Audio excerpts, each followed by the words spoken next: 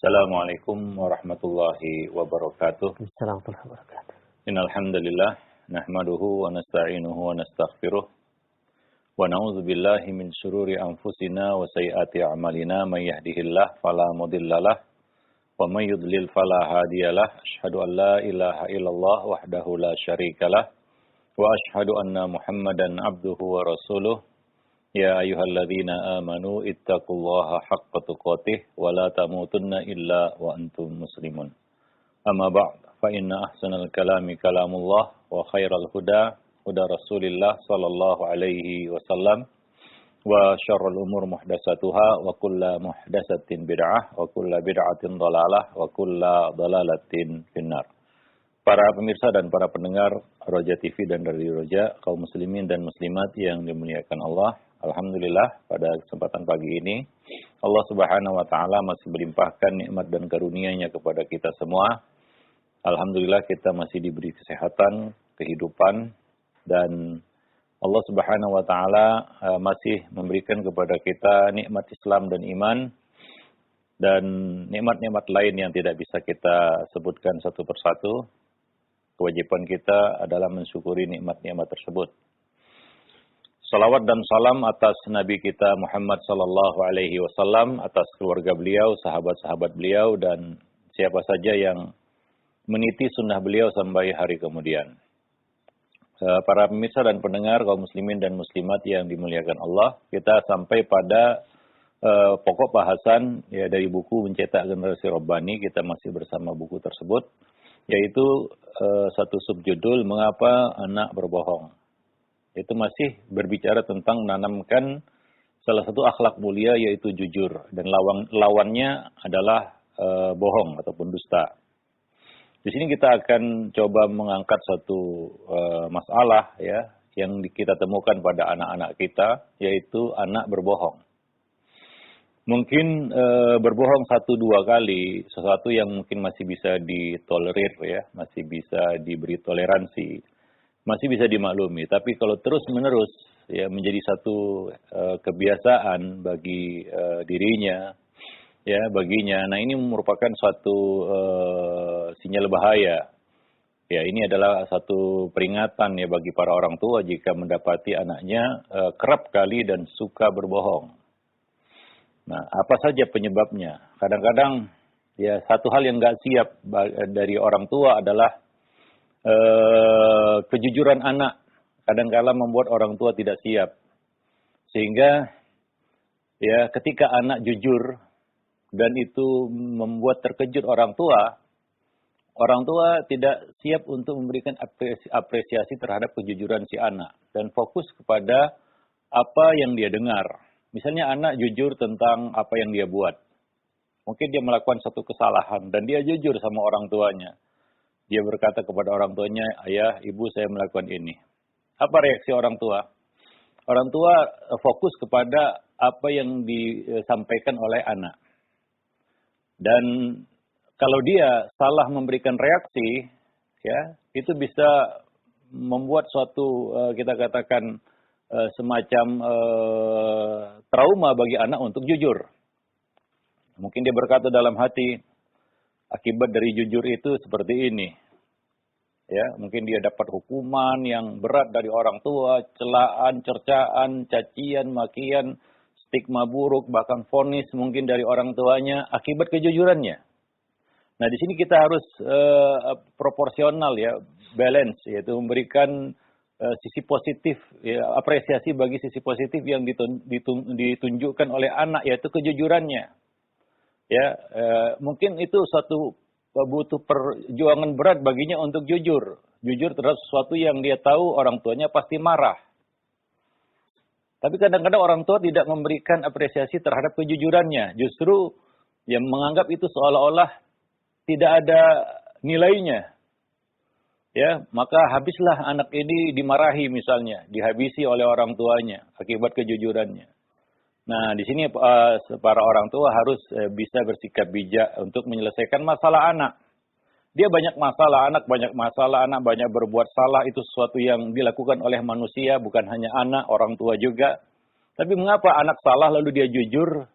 kita begitu panik dan begitu heboh terhadap kejujurannya. Sehingga membuat dia berkata dalam hati, kalau begitu esok hari saya tidak jujur aja. Saya bohong aja. Karena bohong itu selamat, jujur itu bencana. Bohong itu selamat, jujur itu bencana bagi dia. Maka dia pun termotivasi untuk bohong. Maka sebagian orang tua senang dibohongi anak begitu. Mendengarkan yang baik-baik dari anak padahal enggak. Padahal tidak seperti itu.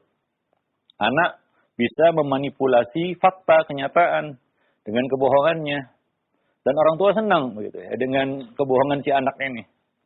Ya, dia tutup mata, ya dia tutup telinga karena dia merasa puas dengan kebohongan si anak. Padahal dia dibohongi itu. Nah, jadi di sini yang perlu diketahui oleh para orang tua, ya bahwa selesaikanlah masalah tanpa menimbulkan masalah yang lain. Ya, ketika anak jujur, dia mengungkapkan satu masalah yang terjadi pada dirinya. Selesaikan masalah itu dan pupuk, ya tanam dan beranikan dia untuk jujur. Ya di kemudian hari. Nah, itu menyelesaikan masalah tanpa menimbulkan masalah. Para pemirsa dan para pendengar yang dimuliakan Allah. Maka kita harus siap ya dengan kejujuran anak. Dan jangan terlalu puas dengan anak itu, dengan kebohongan si anak yang membuat kita terlena, ya, terbuai, senang begitu. Dilapori anak begini begitu, padahal enggak. Ya, kadang-kadang anak itu, ya dia bohong sama orang tuanya. Sudah kerjakan PR, sudah katanya. Wah, orang tua pun puas. Padahal bohong, kan begitu ya. Nah, begitu dia jujur, ya. Sudah buat PR? Belum. Wah, orang tua ngamuk. Begini, begitu, ini, itu. Kamu kerja main-main saja enggak.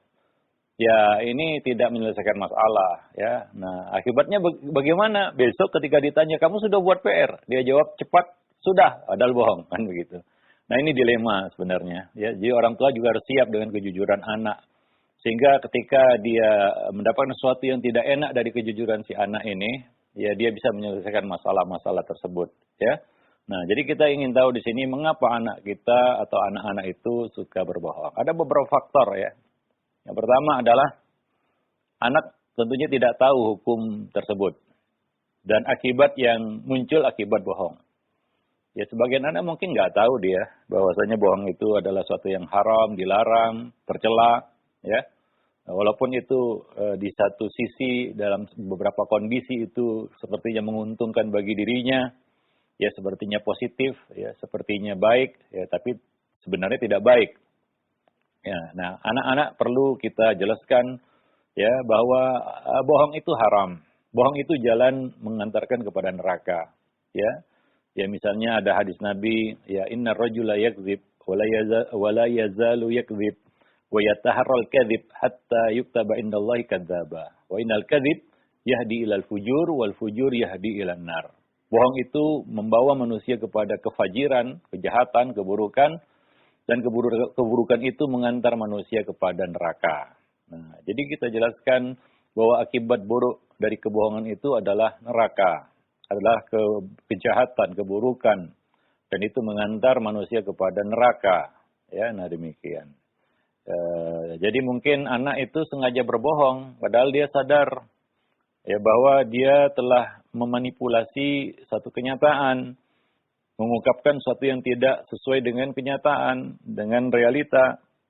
Dan ternyata dengan kebohongan itu dia bisa mencuri perhatian orang-orang yang ada di sekitarnya, orang tuanya. Ya, sehingga berbohong itu dijadikan semacam penyemangat bagi dia. Ya karena alasan dia selalu melakukan kebohongan itu tanpa ada akibat. Ya, tanpa ada akibat yang dia rasakan. Nah, oleh karena itu, ya ketika kita dapati anak berbohong, maka itu jangan dibiarkan. Ya, jangan kita katakan ya dijadikan suatu hal yang biasa. Ya, sehingga dia terus-menerus melakukan kebohongan-kebohongan itu. Nah, demikian ya. Jadi kita jelaskan bahwa bohong itu dapat menjadikan yang halal jadi haram, yang haram jadi halal.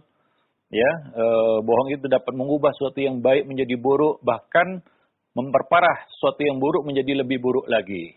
Makanya ya, tingkatan perawi yang paling rendah itu, yang hadisnya sama sekali tidak diterima dan wajib ditolak dan tidak boleh meriwayatkannya kecuali dengan menyebutkan kondisi si perawi itu adalah kadzab. Ya, yang setara dengan sebutan itu dajjal misalnya. Ya, seorang perawi jika dikatakan kadzab, dajjal, ya maka tidak akan diterima hadisnya sama sekali.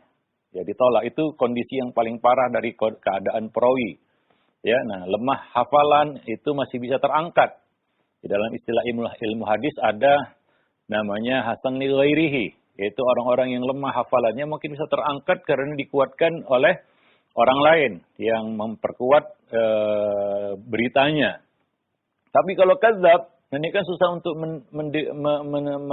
kita mengidentifikasi ini kata-katanya, kabarnya benar atau tidak, jujur atau tidak. Oleh karena itu ditolak secara mutlak, ya, dan tidak boleh dinisbatkan hadis yang diriwayatkan oleh perawi yang kadzab, wadda atau dajjal, ya, kepada Nabi SAW. Haram hukumnya menisbatkan hadis maudhu, ya, kepada Nabi SAW. Padahal itu bukan perkataan Nabi, ya, itu berasal dari kebohongan si perawi yang kadzab ini. Nah, itu adalah kondisi yang paling rendah dari derajat para perawi-perawi hadis. Ya, demikian. Jadi ini satu yang sangat buruk. Membuat satu yang buruk menjadi lebih buruk lagi. Nah, anak-anak perlu kita jelaskan tentang akibat dari kebohongan tersebut. Hukumnya, ya, secara syar'i. Ya, mungkin dengan bahasa yang mereka bisa cerna, ya. Nah, demikian. Ya, biasanya anak-anak suka kepada satu yang tamsil, ya, perumpamaan, ya, cerita-cerita tentang akibat buruk dari kebohongan, ya. Nah, itu perlu untuk mereka ketahui sejak kecil, sehingga tertanam bahwa bohong itu buruk, jujur itu baik, ya. Nah, demikian. Nah, kemudian yang kedua, sebabnya adalah di samping ketidaktahuan atau belum bisa merasakan atau mengetahui, menyadari akibat buruknya. Yang kedua adalah sudah menjadi kebiasaan. Ada pepatah yang berbunyi Allah bisa karena biasa. Umumnya ini terjadi pada anak yang hidup di tengah keluarga yang gemar berbohong. Ya.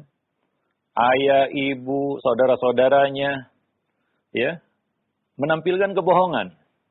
Maka di rumah itu tradisi bohong memang sudah berurat akar gitu, ya, sudah biasa, sehingga ketika anak ini melihat lingkungan rumahnya seperti itu dan pendidikan rumah itu sangat besar pengaruhnya, maka dia pun akan menirunya.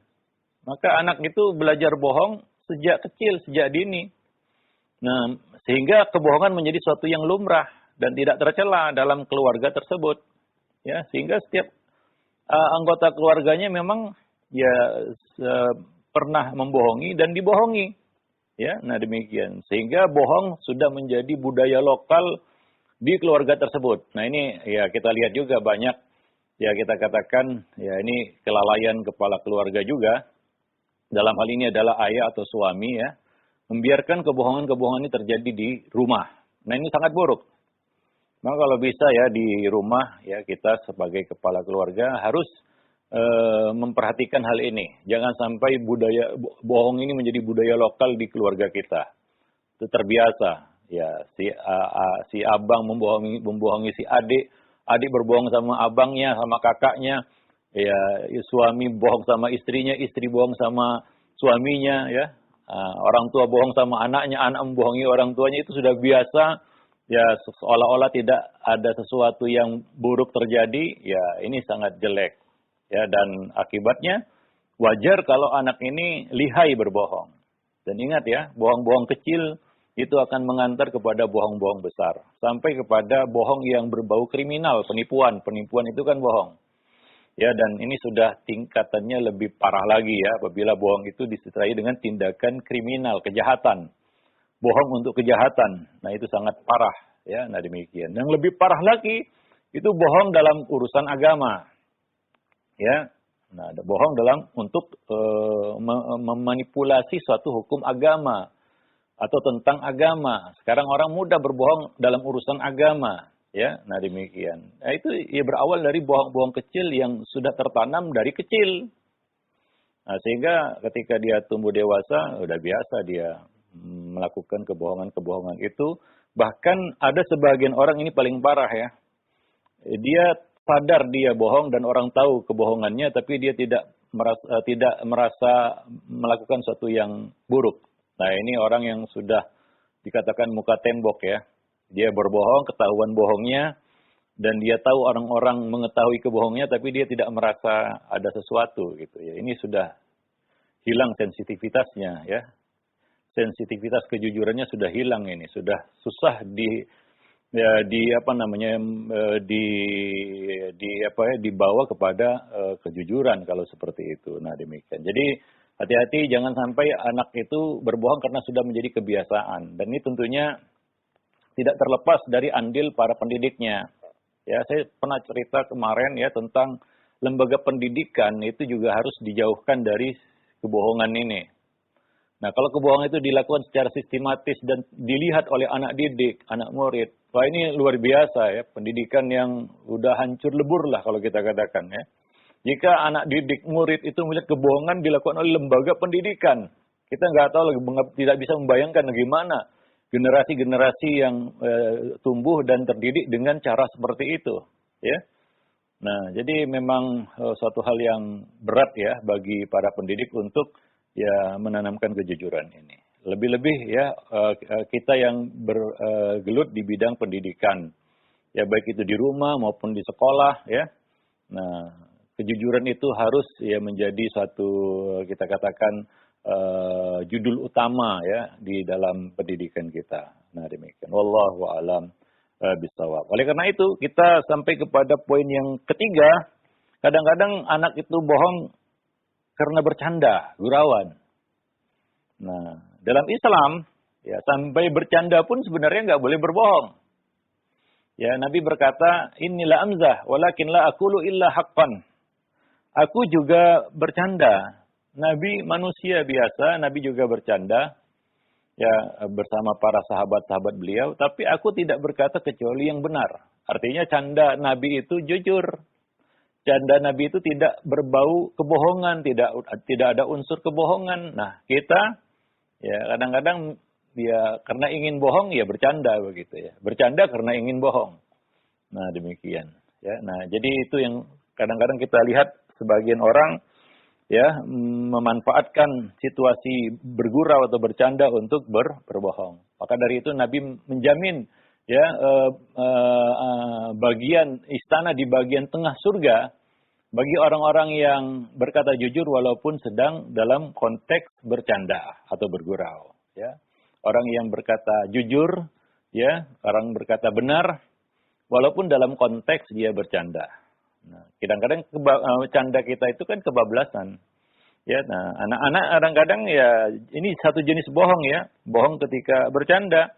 Ya, mereka bercanda sama kakaknya mungkin, sama orang tuanya, lalu dia menampilkan dan memasukkan unsur-unsur kebohongan di situ.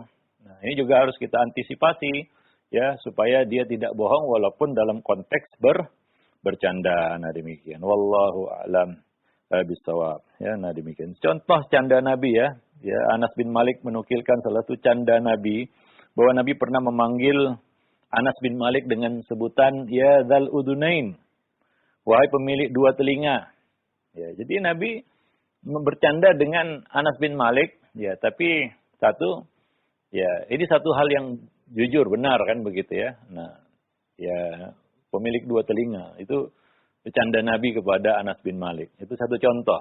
Ya, bagaimana canda itu juga harus kita jauhkan dari unsur-unsur kebohongan. Karena boleh jadi ya, orang itu berdalih, saya cuma bercanda. Lalu dia ulangi lagi.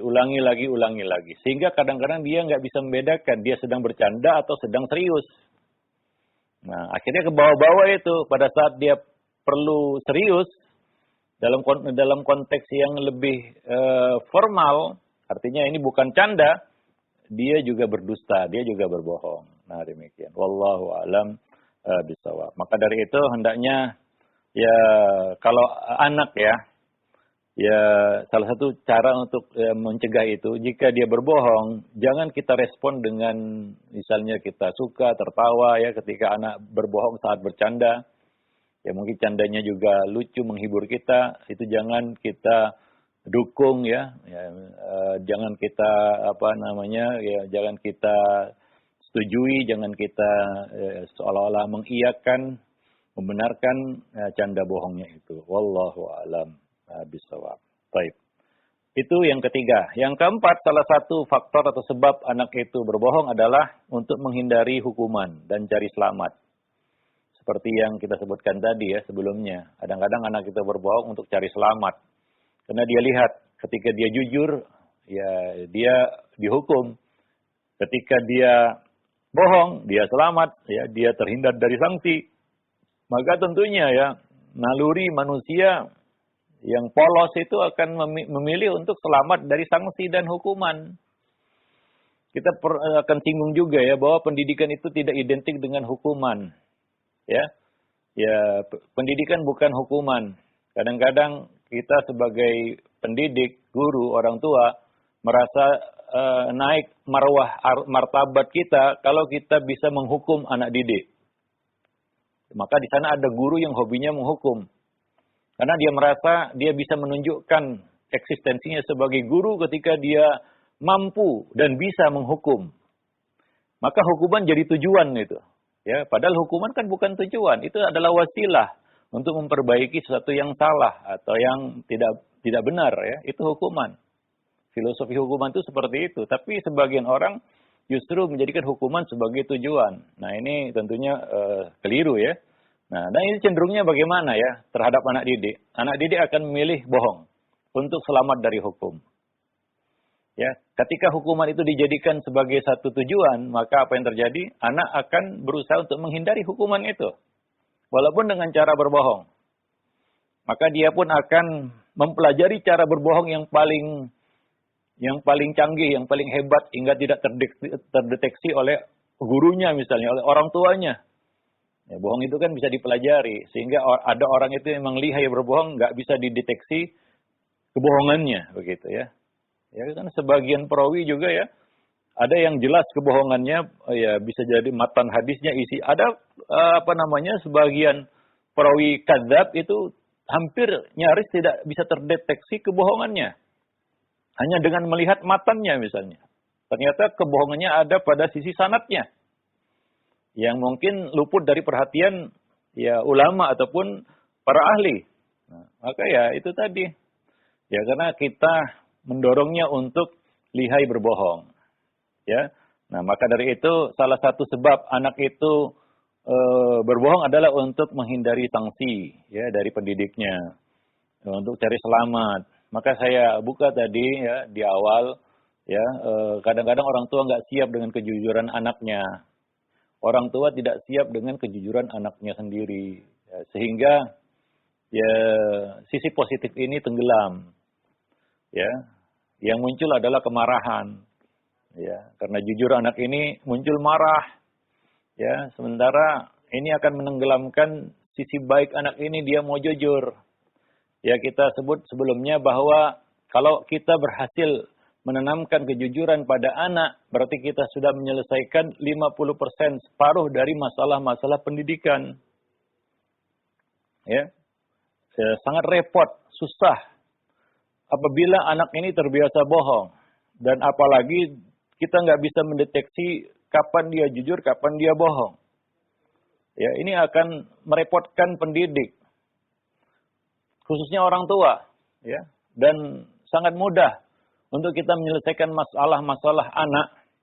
Apabila dia mau jujur, mau terbuka sama orang tua, dia cerita ya secara jujur tentang dirinya, kita bisa mendiagnosa apa masalahnya dan memberikan terapi yang tepat ya, solusi yang tepat terhadap masalah-masalah anak. Tapi kalau anak sudah tidak jujur, apa yang bisa kita buat? Ya, semua kenyataan dimanipulasi olehnya. Ya. Maka kita akan jadi korban kebohongan anak begitu. Dan kita tidak berdaya, tiba-tiba masalahnya sudah besar saja. Ya, sementara kita tidak tahu menahu tentang itu semua. Dan ini merupakan satu ya kita katakan kerugian ya di dalam pendidikan kita kepada anak-anak kita. Maka dari itu ketika anak mau jujur, kasih apresiasi. Tumbuhkan sisi positif itu, yaitu kejujurannya. Dorong dia untuk jujur. Ya, misalnya dia jujur untuk satu yang tidak kita sukai. Ya, contohnya tadi kita tanya dia, ya sudah kerjakan PR nak? Dia jawab belum. Belum ya. Nah, yang pertama harus kita berikan adalah apresiasi jujur. Ya bagus, dia mau jujur. Nah, kemudian mungkin dia ada masalah, kenapa nggak mau buat PR misalnya. Coba diatasi masalah itu. Mungkin karena PR-nya susah, atau dia perlu bimbingan dari orang tua, ya perlu sesuatu yang bisa untuk mengerjakan PR-nya itu. Ini contoh ya. Nah, jadi jangan kita respon dengan amarah, emosi. Wah, ini gimana udah merepetlah orang tua itu karena kejujuran si anak tanpa memberikan apresiasi sedikit pun terhadap kejujuran si anak. Ya, seolah-olah itu satu nilai yang nggak ada harganya. Ya, ketika jujur itu kita tidak hargai, kita tidak beri nilai value atas kejujuran itu, maka anak akan memandang rendah nilai kejujuran. Maka dia mengatakan, jujur ini nggak ada manfaatnya. Ya, nggak ada sesuatu yang nilai lebih yang bisa dia dapatkan dari jujur itu.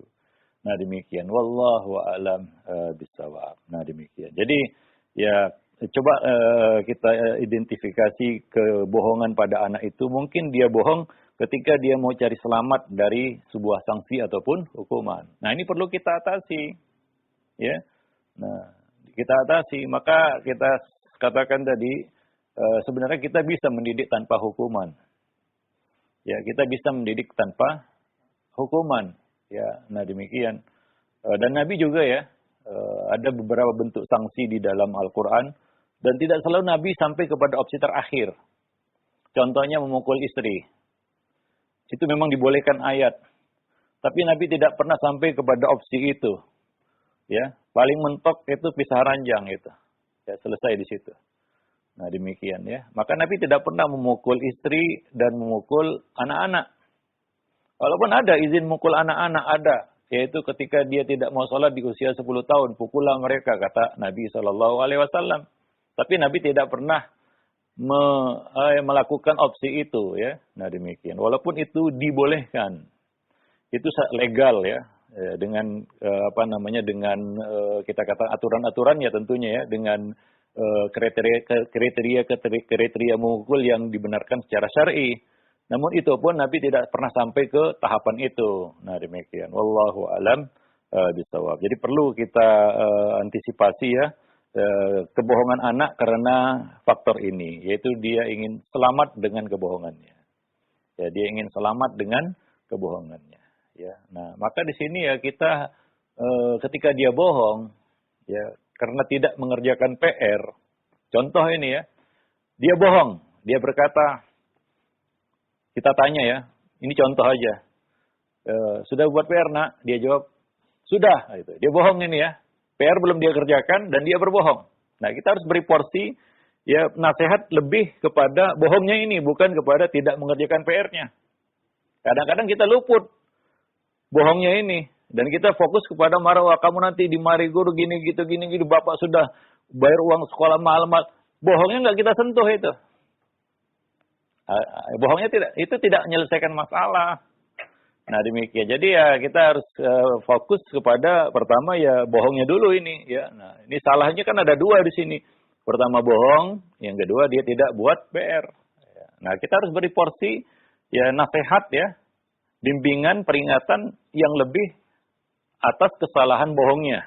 Lebih daripada kesalahan dia tidak mengerjakan PR-nya. Nah, seperti itu. Sehingga dia tahu bahwa bohong itu memang betul-betul sebab dari banyak keburukan-keburukan. Nah, demikian ya. Nah, wallahu a'lam bishawab. Ada yang keempat, yang kelima. Ada sebagian anak itu berbohong untuk menarik perhatian, mencari perhatian orang, mendapatkan pengakuan. Maka dia pun memilih cara berbohong. Ini bisa dikategorikan bohong iseng-iseng ya. Iseng-iseng bohong untuk menaikkan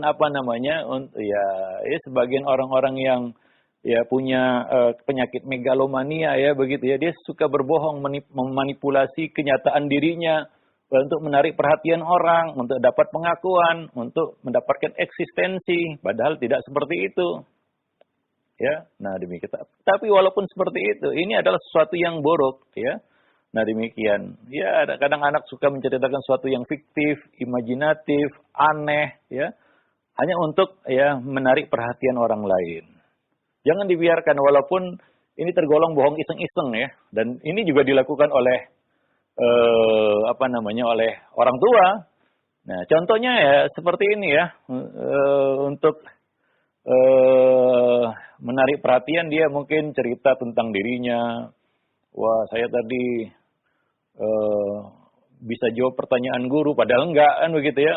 Orang tua pun senang, wah itu semata-mata agar dapat perhatian dari orang tua bahwa dia punya prestasi di sekolah, ya bahwa dia punya prestasi begini dan begitu, padahal semuanya fiktif, imajinatif. Dia cerita sesuatu yang ada di dalam imajinasinya hanya untuk menarik perhatian orang lain. Ya, jangankan anak-anak, orang tua, orang dewasa juga kadang-kadang melakukan hal seperti itu kan begitu ya. Dia cerita tentang kekayaannya padahal nggak ada begitu. Cerita ini, cerita itu, termasuk ya selfie di depan mobil padahal bukan mobil dia kan gitu ya. Hanya untuk menampilkan suatu kenyataan yang ya imajinatif sebenarnya. Nah, ini kan kebohongan, iseng-iseng. Ya, nah kan banyak juga orang dewasa seperti itu ya, dia selfie di sini mengedit gambar seolah-olah itu dia ada di situ padahal enggak. Ini kan kebohongan ya. Nah, anak-anak jangan dilatih untuk bohong dengan alasan seperti ini ya. Nah, untuk mencari perhatian orang. Nanti akan terbawa sampai dia dewasa suka dengan hal-hal kebohongan seperti itu. Dan ingat ya, api kecil itu bermula dari api besar itu bermula dari api-api yang kecil. Ya, wallahu a'lam bishawab. Nah, demikian.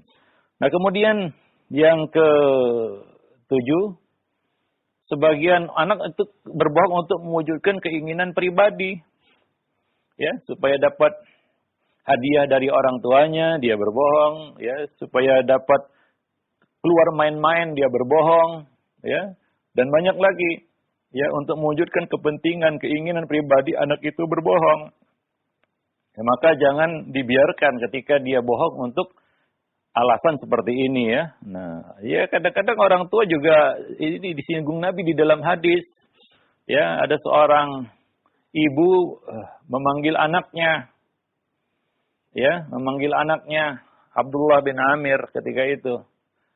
Ya Abdullah, ta'al, hatik. Wahai Abdullah, kemari aku akan beri kamu. Ya, apa kata Nabi? Apakah kamu betul-betul ingin memberikannya sesuatu? Iya, aku ingin memberikannya kurma. Apa kata Nabi? Kalau kamu tidak memberikannya sesuatu, maka akan tertulis bagimu atasmu dosa bohong. Ini kan bohong untuk satu tujuan ya. Itu manggil anak, kita bohong. Itu kan dilakukan oleh orang dewasa ini ya. Jadi itu salah satu alasan orang itu berbohong. Itu untuk mewujudkan keinginan pribadi. Ya, ingin anak nurut, kemudian kita lakukan dengan cara bohong. Nah, ini tidak baik tentunya. Kalau anak tahu itu, dia akan menirunya tentunya ya. Ya, makanya Nabi mengatakan, barang siapa yang berkata kepada si anak, mari sini, aku akan beri kamu, ternyata tidak diberikan, maka akan tertulis baginya satu dosa kebohongan. Nah, itu adalah bohong yang dusta, bohong yang dosa ya, para pemirsa dan para pendengar yang dimuliakan Allah. Baik. Nah, kemudian juga yang ke-8 ya, ini yang terakhir. Kadang-kadang anak itu bohong untuk membela diri.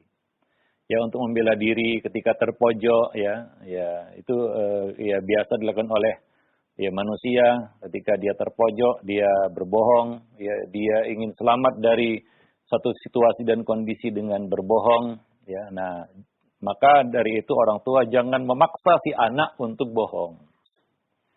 Ya, kadang-kadang orang tua itu sendiri yang mengarahkan anaknya untuk bohong dengan mencecar anaknya dengan sesuatu ya, dengan intimidasi, sehingga anak itu ya memilih cara berbohong, ya, mempertahankan dirinya dengan cara berbohong.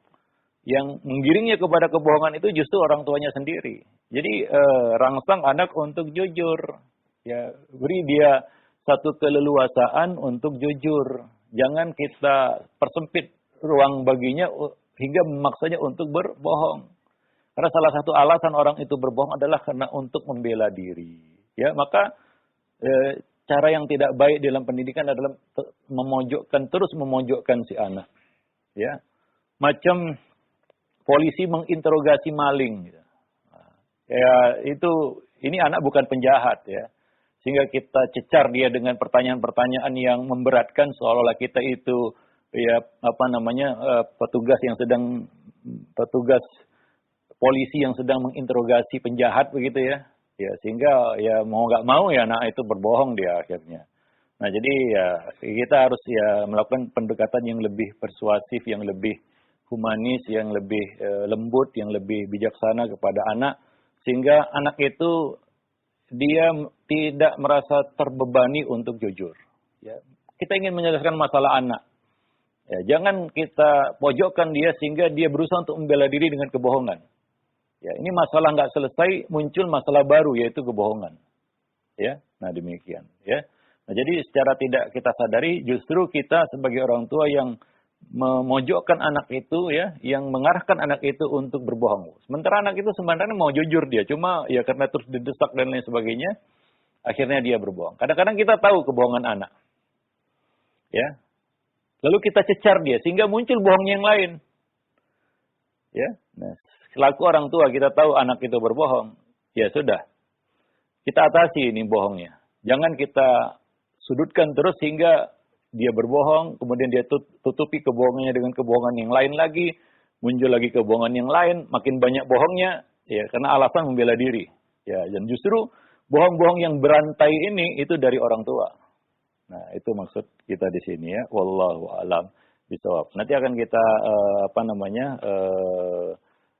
lanjutkan ya, masih berkaitan dengan menanamkan akhlak yang mulia pada anak. Nah, jadi itu beberapa kita kata alasan-alasan ya anak itu terpaksa untuk berbohong atau dengan sukacita dia berbohong atau tanpa dia sadari dia berbohong. Dan kita tentunya sebagai orang tua harus dan pendidik ya harus ya bisa ya mengatasi masalah-masalah bohong pada anak ini ya. Nah, demikian. Bukan hanya sekedar perintah jangan bohong ya. Karena anak-anak kadang-kadang perlu pengarahan ya bimbingan ya.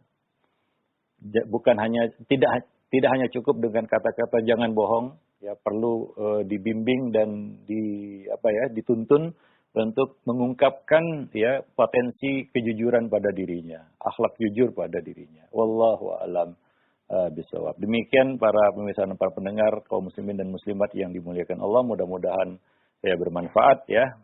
Kita akui bahwa ini adalah perkara yang berat dan kita semua mengalami masalah ini ya dalam mendidik anak-anak kita, anak didik kita, murid-murid kita, dan ya tentunya kita mohon pertolongan kepada Allah Subhanahu wa taala untuk bisa ya mewujudkan hal ini ya di dalam pendidikan kita ya. Wallahu a'lam bishawab.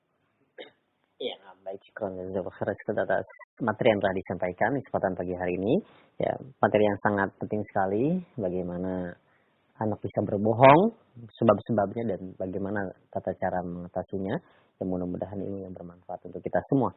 Baik, untuk selanjutnya kami buka sesi interaktif, sesi soal jawab bagi Anda para pemirsa yang ingin bertanya. Anda bisa mengirimkan pertanyaan di layanan pesan singkat. Yang pertama, Ustaz, kami ajukan di layanan pesan singkat ada pertanyaan. Ustaz, Assalamualaikum warahmatullahi wabarakatuh. Anak saya umur 3 tahun dan sudah beberapa kali berbohong bahwa dia sakit agar disayang atau dikasih vitamin kesukaannya. Yang saya selalu mengatakan bahwa bohong itu buruk dan vitamin itu hanya untuk orang yang sakit dan ia tidak perlu sakit untuk diberikan kasih sayang. Namun kebohongan itu masih terus berlanjut sampai sekarang, Ustaz. Terutama jika kakak atau adiknya sakit. Ia jadi berpura-pura sakit hanya untuk mendapatkan hal itu. Mohon nasihatnya, Ustaz, agar anak saya berhenti melakukan kebohongan tersebut. Iya, ya ini seperti ini. Iya, masalah. Ini masalah kita semua sebenarnya. Semua kita. Para pendidik, orang tua gitu. Pasti pernah mendapati anak yang berbohong. Yang kadang-kadang lucu dari orang tua adalah pertanyaan yang menohok kepada anak. Kamu bohong ya begitu ya. Padahal orang tua sudah tahu anaknya bohong. Gitu.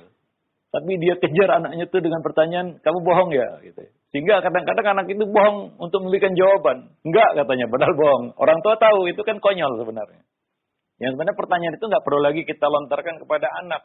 Menyekak si anak dengan pertanyaan itu. Ya, ini contoh ya. Tadi kita lanjutkan sedikit ya.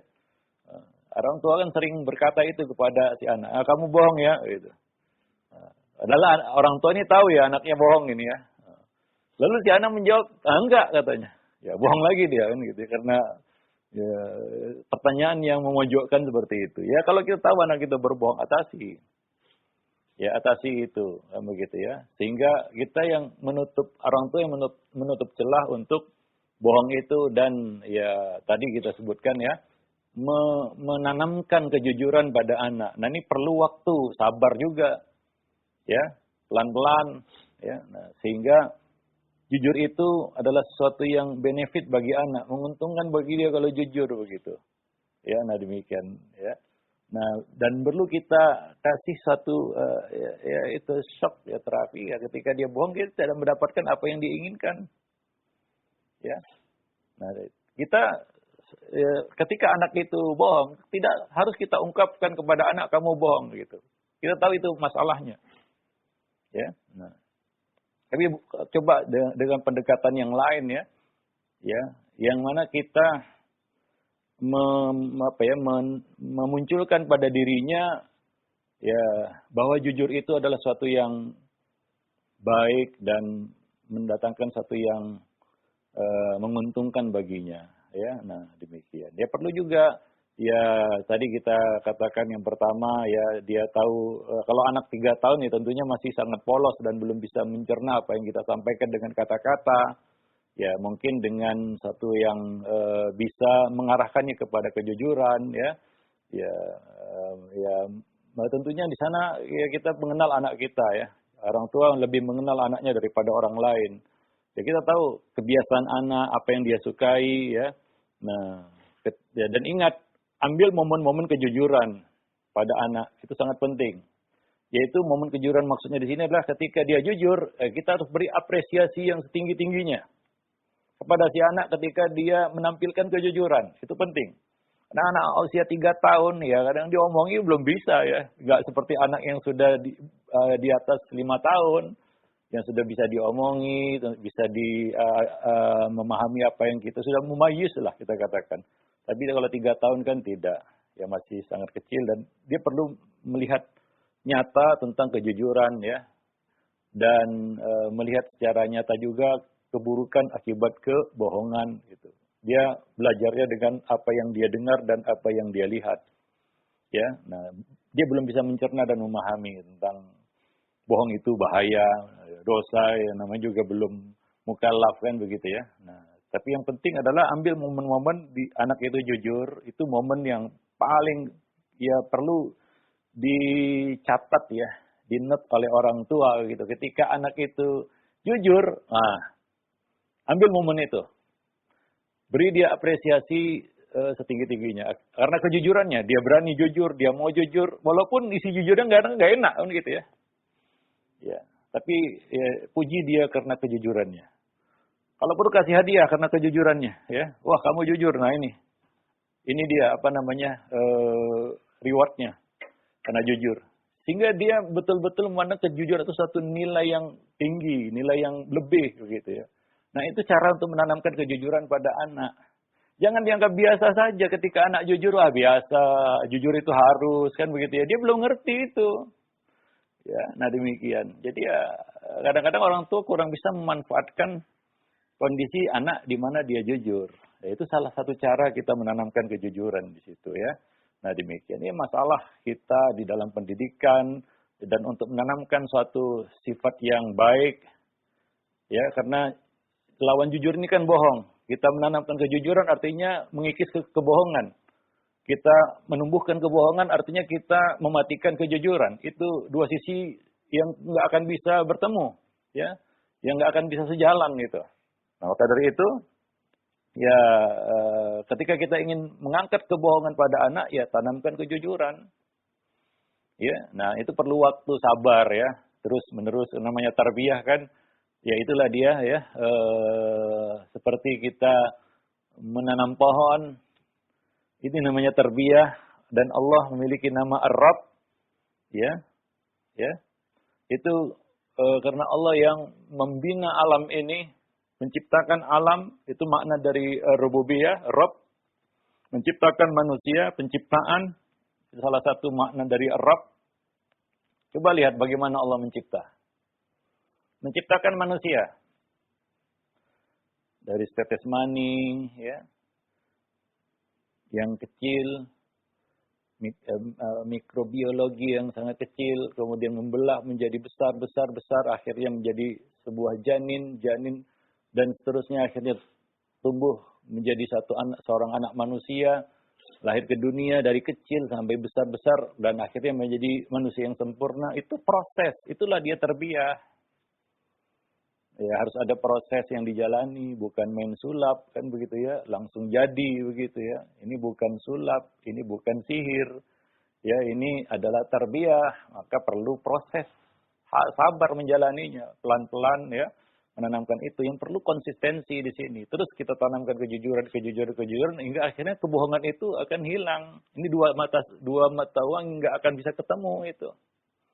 Nah, kepada orang tua yang mengalami masalah seperti ini ya, dia harus terus menanamkan kejujuran itu tanpa lelah sehingga betul-betul menapak dia.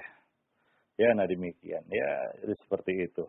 Nah, jadi Allah memberikan contoh kepada kita apa makna dari tarbiyah itu. Bagaimana Allah menciptakan pohon misalnya. Apa langsung jadi buah? Enggak. Kita tanam biji, enggak keluar buah. Enggak keluar buah. Yang keluar tunas, batang, ranting, daun, ya, buah yang masih pentil, hijau, lama-lama akhirnya menjadi ranum. Dan barulah kita petik hasilnya. Perlu proses itu. Padahal kalau Allah mau, bisa saja sih. Seperti pohon-pohon yang ada di surga. La maqtu'atin wa la mamnu'ah. Tidak terputus, petik langsung muncul lagi. Ya, kalau kita perlu proses, kalau kita nanam tanaman di rumah, harus kita siram, kita kasih pupuk, kita siangi dan lain sebagainya, sehingga berbuah lagi, gitu ya. Ketika kita petik, kita ambil hasilnya, kita menunggu waktu untuk dia muncul lagi. Nah, perlu tarbiyah di situ ya. Nah, demikian ya, perlu kita mengerti ya bahwa ya begitulah ya kita bersabar untuk menjalani proses mendidik ini ya. Nah, jadi perlu sabar ya kepada ibu ya, tentunya tidak mudah itu ya menanamkan kejujuran pada anak, dan perlu waktu yang panjang juga untuk memetik hasilnya ya, dan terus kita berusaha dan tidak mudah patah semangat dan bosan begitu ya. Ya, mudah-mudahan ya. Dicampur juga dengan doa, banyak-banyak mendoakan anak-anak kita supaya dia dimudahkan oleh Allah untuk ya menerima hidayah dan kebaikan. Karena ya kita katakan keputusan akhir itu bukan di tangan manusia ya, walaupun kita sudah berusaha sekuat tenaga, kita sudah berusaha semaksimal mungkin, namun ya yang namanya keputusan akhir tetap di tangan Allah Subhanahu wa taala. Jadi jangan lupa didorong juga dengan mendoakan anak ya. Nah, demikian. Wallahu a'lam bishawab. Ya, mungkin baik. itu saja. Ya. Baik, sekarang akhir atas jawaban Nasional Ustaz. Demikian untuk pertanyaan di random singkat, dan selanjutnya kami berikan kesempatan untuk Anda yang ingin bertanya di layanan telepon, silakan. Halo. Ya, belum terkoneksi Pak Ustaz. Ya, kami angkat kembali. Ya, ada pertanyaan Ustaz. Ini pertanyaan rupanya dari seorang anak. Ya Ustaz, bagaimana jika orang tua itu sering membanding-bandingkan dengan anak yang lain? Misalkan anak si fulan itu anaknya baik, tidak menurut kayak kalian, tidak seperti kalian katanya yang tidak nurut. Nah, bagaimana Ustaz cara menasihati orang tua mungkin seperti itu, balik ini Ustaz? Ya, mungkin ini permohonan ya. Kalau anak kepada orang tua, istri kepada suami itu namanya iltimas, permohonan. Gitu. Kalau dari suami orang tua ke bawah, suami ke istri, orang tua ke anak itu namanya perintah ya, amar ya. Ya, jadi ke permohonan ya dari anak itu supaya orang tuanya adil lah gitu ya. Sebenarnya kan ada sabda Nabi SAW dalam satu hadis yang diriwayatkan oleh Abu Daud, disahkan oleh Al-Albani di dalam Sahih Sunan Abi Daud. Nabi bersabda, "I'dilu baina auladikum." Ya, berlaku adillah kamu kepada anak-anakmu. Ya, berlaku adil kita kepada anak-anak kita. Mendiskreditkan satu anak, ya, dan mengistimewakan anak yang lain, ini adalah perlakuan yang tidak adil. Kenapa? Karena setiap anak sebenarnya punya keistimewaan. Yang istimewa tadi punya kekurangan juga. Yang kurang tadi punya kelebihan sebenarnya. Maka adilnya adalah ya kita perlakukan anak itu sama rata dalam hal pujian dan celaan begitu ya. Nah, ini kadang-kadang orang tua yang mengistimewakan salah seorang anak seolah-olah nggak ada kurangnya. Yang ini karena ada kurangnya seolah-olah nggak ada istimewanya. Maka anak ini akan cenderung dia merasa dianiaya, dizalimi sama orang tuanya. Dia merasa tidak diperlakukan secara adil. Nah, situ pentingnya kita menegakkan keadilan di antara anak-anak kita. Bukan hanya dalam hal pemberian ya. Kalau kita beri satu, maka beri yang lainnya, bukan hanya itu. Dalam hal pujian dan sanjungan juga. Karena setiap anak punya keistimewaan, ya. Nah, punya kelebihan. Nah, dengan kita harus bisa memunculkan ya kelebihan-kelebihan yang ada pada anak, masing-masing anak begitu ya. Nah, demikian. Wallahu a'lam bishawab. Mungkin itu lebih kepada curhat ya. Iya, betul. Ya, orang tua tentunya harus tahu itu. Ya, bagaimana dia memperlakukan anak-anak dengan adil ya. Wallahu a'lam bishawab. Ya, baik. Sekarang jazakallahu atas jawaban Ustaz. Demikian. Selanjutnya mungkin kami berikan kesempatan kembali di layanan telepon, silakan. Ya, baik Ustaz, kami angkat kembali ya pertanyaan di layanan pesan singkat. Ya, ada pertanyaan. Assalamualaikum warahmatullahi wabarakatuh. Ya Ustaz, bagaimana cara mengatasi anak yang sekarang sedang daring atau belajar di rumah? Setiap kali saya tanya bahwa bisa tidak ketika ada ujian atau ulangan harian, mereka jawab bisa. Tapi saya melihat hasilnya selalu kurang bagus. Tapi setiap saya jawab, dia katakan bisa. Nah, apakah hal ini juga merupakan kebohongan yang disembunyikan oleh anak tersebut?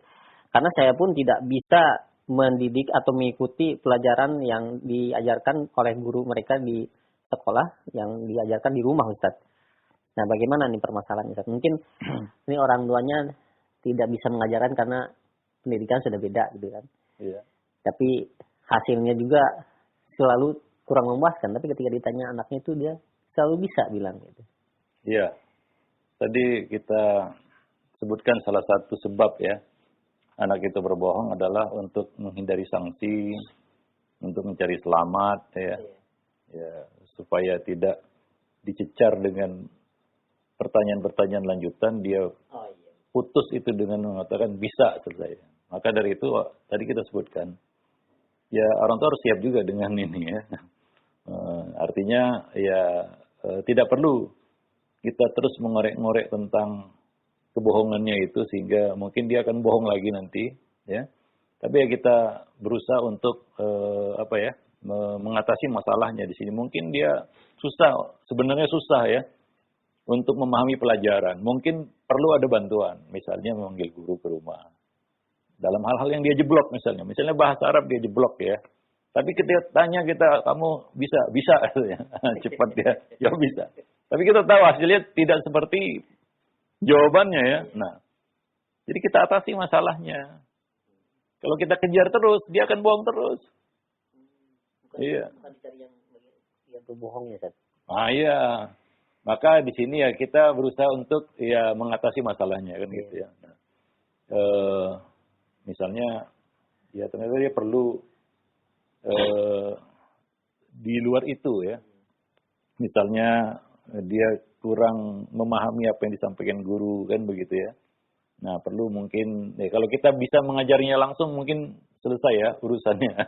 Tapi kalau nggak bisa mungkin dia perlu ya dipanggil guru kan begitu ya. Atau dia bisa dimasukkan ke kursus yang lebih yang lebih membantunya untuk memahami pelajaran itu kan begitu ya. Perlu dukungan-dukungan yang lain untuk bisa memahami pelajaran tersebut atau menyediakan alat-alat yang dia perlukan untuk memahami itu kan begitu ya. Nah, atau cara-cara lain yang mungkin bisa membantu menyelesaikan masalah anak tersebut. Nah, demikian. Wallahu a'lam bishawab. Nah, demikian. Ya seperti itu. Ini mungkin anak yang sudah sekolah kan gitu ya, sudah mengerti dia bohong itu nggak baik sebenarnya. Cuma yang mau apa boleh buat untuk selamat dari celaan orang tua, ya dari sanksi dia jawab saja bisa kan begitu. Padahal nggak bisa. Nah, ya coba selesaikan masalah dia itu ya. Nah, demikian. Ya. Kita orang tua kan tahu ya, dia nggak dari laporan yang disampaikan oleh sekolah kan begitu ya. Nah, dia kurang di sini ya selesaikan kekurangannya itu. Nah, wallahu alam bishawab. Nah, ya baik, syukran jazakallahu khair atas jawaban. Ya, satu yang perlu saya tegaskan lagi berulang-ulang di sini adalah ketika anak itu jujur, coba ambil momen itu untuk memberikan apresiasi ya, reward atas kejujurannya. Sehingga jujur itu sesuatu yang benefit. Jangan hanya ketika berbohong saja diomeli gitu ya. Iya. Tapi ketika jujur didiamkan saja. Didiamkan saja seolah-olah itu biasa. Jadi dia anggap jujur juga sesuatu yang tidak benefit bagi dia. Ya tidak ada satu nilai, nggak ada value-nya sama sekali. Ya. Biasa aja jujur itu. Ya, artinya kalau dikorbankan kejujuran itu dengan kebohongan juga nggak jadi masalah. Nah, seperti itu yang muncul dalam dirinya ya. Nah, wallahu a'lam bishawab. Dan dalam kondisi seperti ini ya selesaikan masalahnya. Ya, nah, masalahnya berkaitan dengan pendidikan mata pelajaran tertentu mungkin ya, dalam kasus ini ya mungkin ya. Nah, ya kalau orang tua bisa kita katakan mendidik kita katakan membantu anak secara langsung untuk masalah-masalah pendidikan ataupun pelajaran di sekolah itu tentunya lebih bagus ya. Tapi kalau tidak kan begitu ya. Nah, orang tua nggak ngerti bahasa Arab, pelajaran yang susah dipahaminya justru bahasa Arab kan, itu perlu orang lain, mungkin dia nggak nyambung sama gurunya bisa saja kan begitu ya. Karena nggak semua guru juga bisa menyampaikan pelajaran dengan baik. Nah, kebetulan mungkin dia dapat guru yang seperti itu. Ya perlu guru yang lain ya, yang mungkin bisa ya terus terang saja dulu saya sendiri matematika itu sangat sulit untuk paham dari guru. Tapi dari teman ya, dari teman kakak kelas gitu ya, dia bisa jelaskan, bisa sampai mungkin cara seperti itu ya. Nah, demikian. Ya, kadang-kadang anak tuh seperti itu dan dia nggak dapat solusi aja untuk bisa memahami pelajarannya. Ya, wallahu a'lam bishawab. Iya, baik, keren dan keren.